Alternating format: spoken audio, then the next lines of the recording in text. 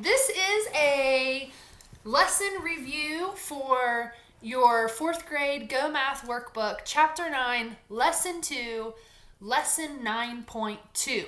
It is on page 501 in the GoMath workbook, and let's go ahead and jump right in. What we're talking about is relating hundredths and decimals. How can you record hundredths as fractions and decimals? And so in the previous video, lesson 9.1, your workbook taught you how to relate tenths and decimals. And so you had 1 over 10, 1/10, and you wrote that as 0.1, a decimal for lesson 9.1. Now we're going to take that a step further and talk about doing that with hundredths. So in lesson 9.1, your model looked like this. It had a line of 10 tenths. And so when you colored in 7 tenths, you colored in 7 of those bars, and it looked like this. 7 of those bars. Now, when we talk about hundredths, they're breaking up that model into hundredths instead of 10. So when you look at the model, you have a line of 10 this way and a line of 10 this way. I hope that's something that you noticed before I even said that the models were different. The models are different because the lesson 9.1 model of tenths is divided into 10, and this is divided into 100. But this box is the one whole thing. So we don't have 100 things here. We have a 100th. We have a portion of the one. We only have one little piece. So when it says shade 1/100th of the model, you're just going to be shading that one teeny tiny little box. Small shading. Because the model is divided into 100 equal parts. Each part represents 1/100th. And so on that line, you're going to write that as a fraction. And it's going to look like this when it says 1/100th. And then when you read that, you're going to say 100th. 100th. That's how you say that. Now, in the GoMath workbook, it always is going to give you 2 different strategies to solve an equation, or sometimes more, whether that's division, multiplication, whatever. I always tell my students in my classroom, you get to choose what strategy you use. I am not going to choose for you the best way to figure out a problem. I'm going to give you a variety of ways to work it out, and then you choose the way that works for you. And so, the first way, we're talking about a model and a place value chart. So, in order to complete the place value chart, 100th is 100. And so I'm reading right along with your workbook. Now it has the place value chart. And so this is where life starts to change. When you were in kindergarten and 1st grade and 2nd grade and 3rd grade and 4th grade, we talked all the time about place value.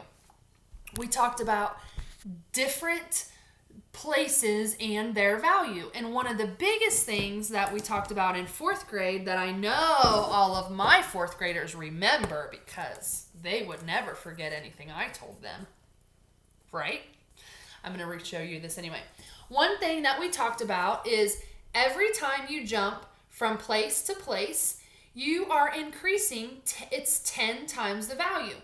So if you have a ones place here and you go to the tens place, you've multiplied times 10. Tens to hundreds, 10 times the value. Hundreds to thousands, 10 times the value. And so on, all the way down the line. Now, the same thing is true on the other side of the decimal point. On the other side of the decimal point, when you have the tenths that we talked about in lesson 9.1, then you have hundredths. It's the same. It's 10 times, but it makes it 10 times smaller. Notice how in your model, these models in lesson 9.1 are big long sticks, and the models in 9.2 are little tiny squares. That means it's 10 times less the value, which you're going to learn a lot more about in 5th grade, I assure you. Okay, so in the place value chart, we do not have any tenths and we do not have any full pieces. We're going to talk about that on page 502. So we have 0 ones, we still have a decimal point, we have 0 tenths, and we have 1/100th. So on the line, you're going to write 0.01. And the way you say that, you read that as 1/100th. That's how you say it. That's how you write it. That's how you read it. That's how it works. Okay? That is how to figure out how to relate a fraction and a decimal using a place value chart and a model. Now let's use a number line, because sometimes when you see both strategies, it kind of helps you to think about which one you like best. You can't know which one you like best unless you see both of them. So here we go. Use a number line. Label the number line with equivalent decimals. Locate the point 1/100th. So how many sections have they divided the number line into? If I wait for you to count them all, it will take a very long time. You can see that they have divided this number line into 100 sections. They have 0/100ths up here. This is your workbook. Whoopsie. They have 0/100ths, and then they keep on going down the line. So they have 10 little marks to 10/100ths, 10 little marks to 20/100ths, 10 little marks to 30/100ths, all the way down the line until they have 100/100ths. And if you have 100/100ths, if you have a box that's cut into 100 pieces and you have all 100 of those pieces, what do you have? One whole thing. That's right. One whole thing. And so they're asking you to label the number line with equivalent decimals, which is what they've done. They've broken this up. It's super sunny. I'm sorry. They've broken this up into hundredths. Then they've even broken the hundreds up further into tens. So 10/100ths, 20/100ths, so it's easier to see. And they're asking you to label the 100ths. And this is what it looks like as a fraction. This is what it looks like as a decimal. It's the first little small tick on the number line. We'll talk about that a little bit more. So on your sheet, here is what you should have. Your number line should look like this. You have 10/100ths, they already listed for you. 20/100ths, they already listed for you.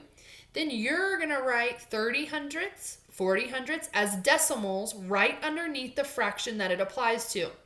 30/100ths, 40/100ths, 50/100ths, and so on. This is a good time for you to take a screenshot of the screen if you want, so that you have all these things on your iPad or device to look back on your workbook. You can take a screenshot of this and have that to go along, okay?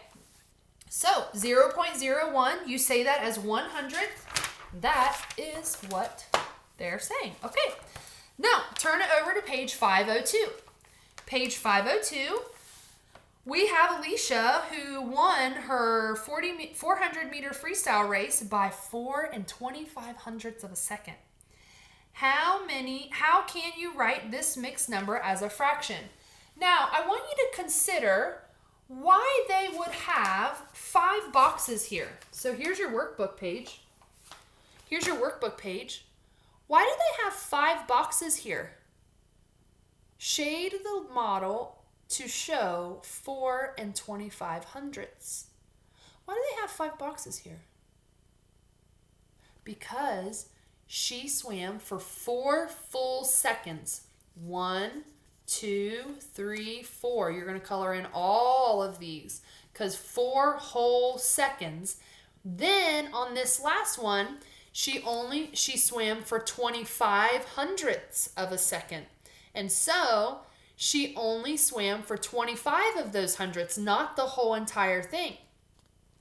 So on this line here, we would write 4 25/100ths, like a fraction here. 4 25/100ths. And then it tells you how you would read that. You would say 4 25/100ths, what I've been saying. Now, to do this as a decimal, we're going to complete the place value chart. We've already filled out the model. We've colored the model. Now we're going to complete the place value chart. Look at the model above. 4 and 25/100 is 4 wholes and 2 tenths and 5 hundredths. So that's what we're going to use to fill out, because remember, we talked about the similarities and the differences between the 9.1 model and the 9.2 model. So when you use this 9.2 model to color in 25, you're going to color in 2 full lines and then a half of a line, which is 5. That's going to give you 25. 24 and 25/100ths. So you're going to write 4.25 in that place value chart. There's a 4 in the ones place, a 2 in the tenths place, and a 5 in the hundredths place. And that's going to look like 4.25, and it's going to be said the same, 4 and 25/100ths. So here is what that will look like.